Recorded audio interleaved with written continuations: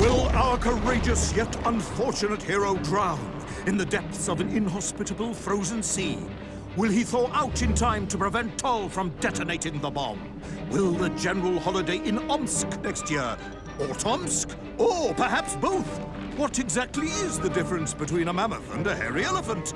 All of these questions and more should almost certainly be answered in the next exciting episode of Little Orpheus!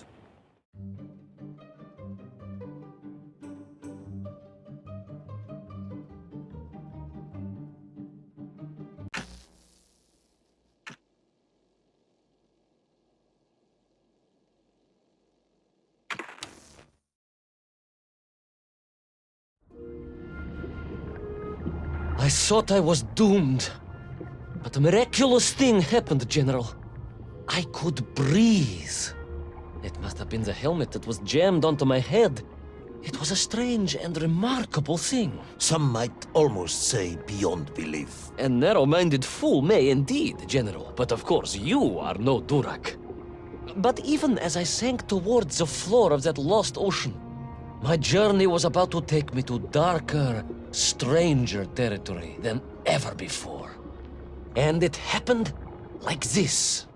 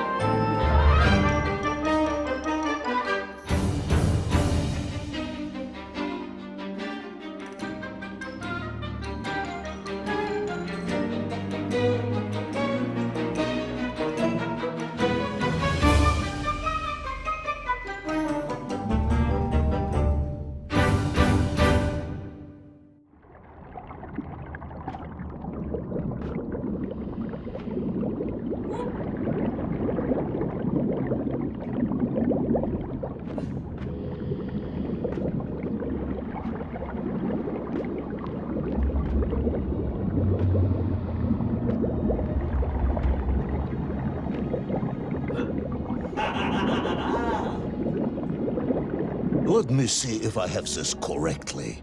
After narrowly failing to apprehend the mad missing explorer Toll and recapture my atomic bomb in your giant snowball, you fell through thin ice and sank to the bottom of a subterranean ocean, discovering along the way that the mind control helmet you had accidentally wedged onto your head enabled you to breathe underwater and resume your pursuit across the seabed. General, you seem perplexed. Perplexed? Perplexed is that the keys to my house are not where I left them. Perplexed is the fact my dog will not eat cheese like other dogs. No, Ivan Ivanovich, I am not perplexed.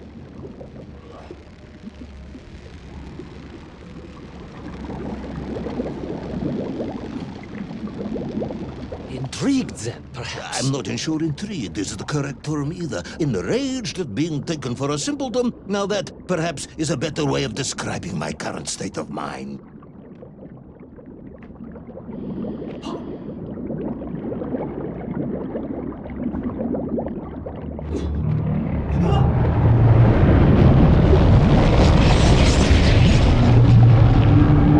That is unfortunate, General. Once again, Comrade Pervalov, I must correct you. Unfortunate is losing one's car in a snowstorm. Unfortunate is booking opera tickets on your wife's birthday and getting the date wrong. Oh, was she furious? That is not the issue! Furious. However, now that is a good word. I could speak with your wife. Would that help? I could always have a word with her if you like. I could always have you shot. Oh, you could. But I suspect she would appreciate the gesture less.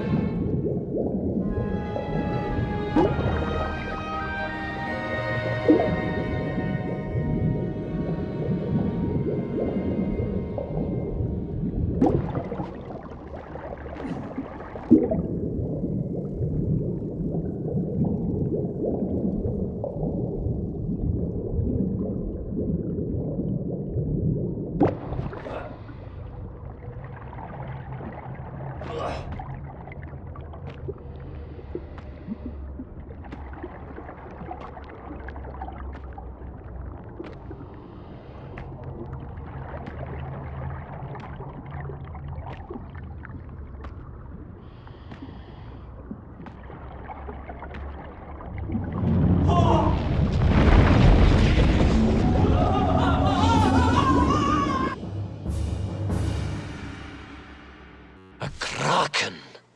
A vast monster of the sea. A giant, humongous, many-armed electrical destroyer of ships and cities. Electrical? Electricity flowed along its horrible body, sparking and stunning all it touched, flowing like deadly rivers along its awful tentacles.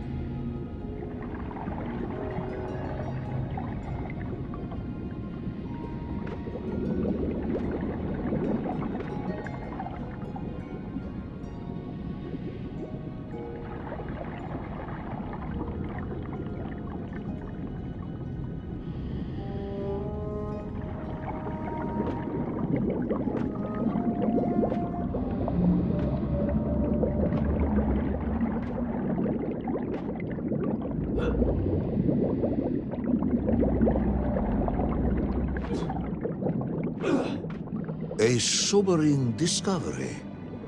Are you suggesting that the vessel simply wandered off course and sank here?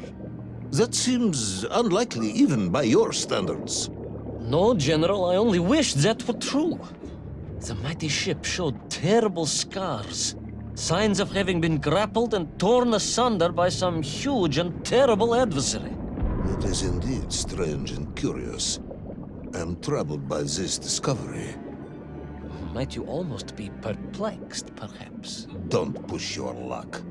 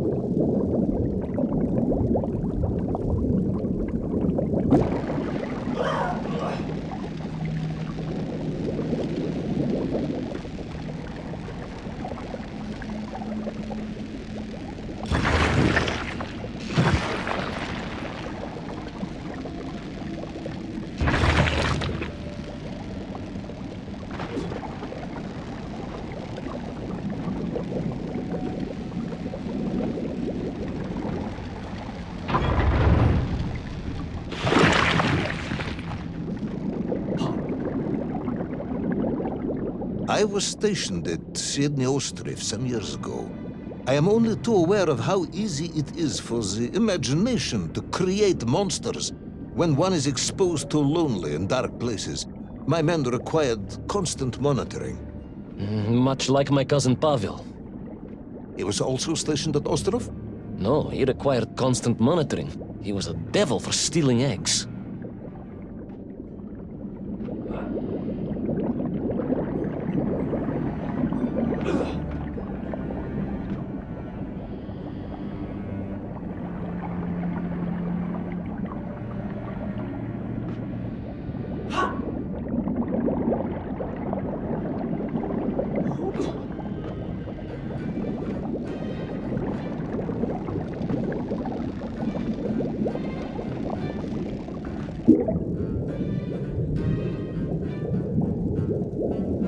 I was referring to the fear that something is lurking in the darkness. Something strange, brutish, and ill-intentioned. Again, that sounds much like my cousin Pavel.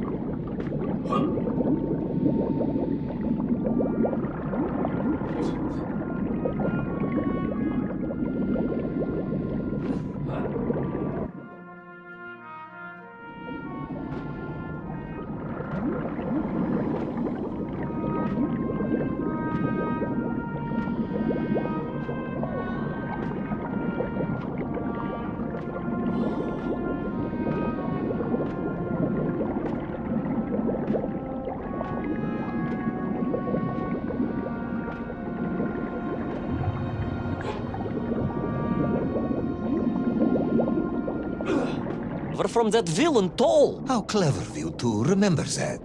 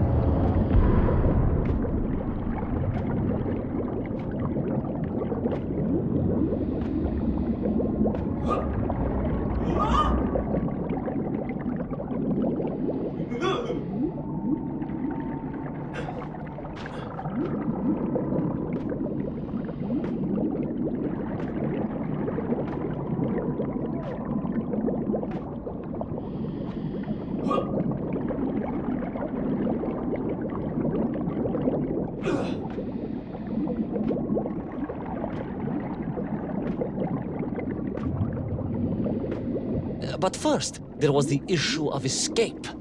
Escape from a dreadful, grasping creature that consumed all it could reach, dragging anything that wandered within its clutches to a miserable doom.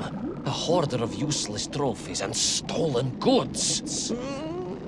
Once again, Tavarish, I suspect you are pursuing a somewhat tortuous metaphor for capitalism, in the misguided hope of appealing to my political ideals.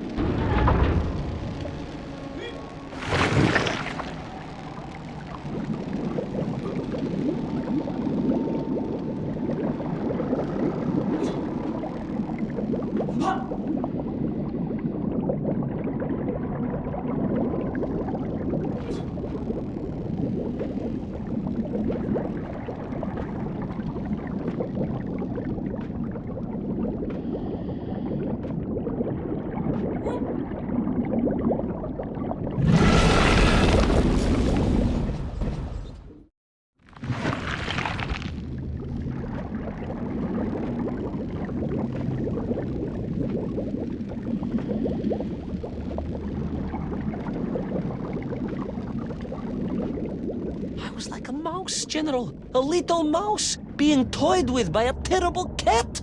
A rather wet mouse. I was like a little underwater mouse. Being stalked by a giant rubbery electrical cat with 8 tentacles. Exactly, General. Good, I'm glad we cleared that up. You may continue.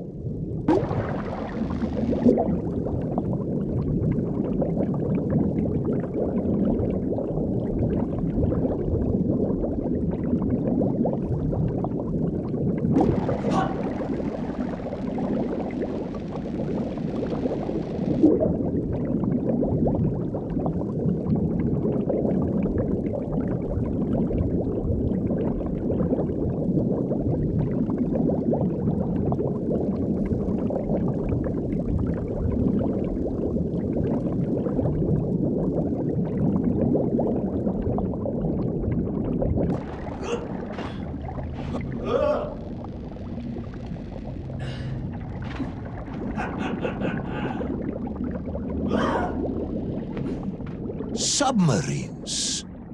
You didn't mention submarines before. Didn't I? Why? No, Navernia, General, of course. Submarines. Millions of them. Several, at least.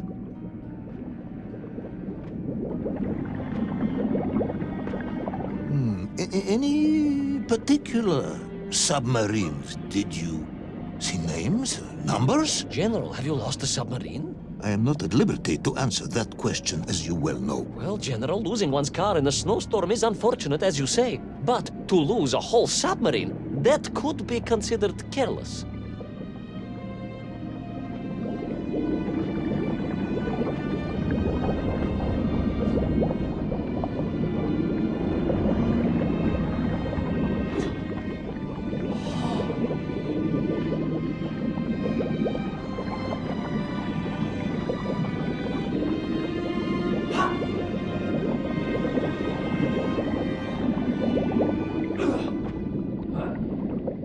And you are certain it was M256? Well, that was painted on the hull, so I can only assume so.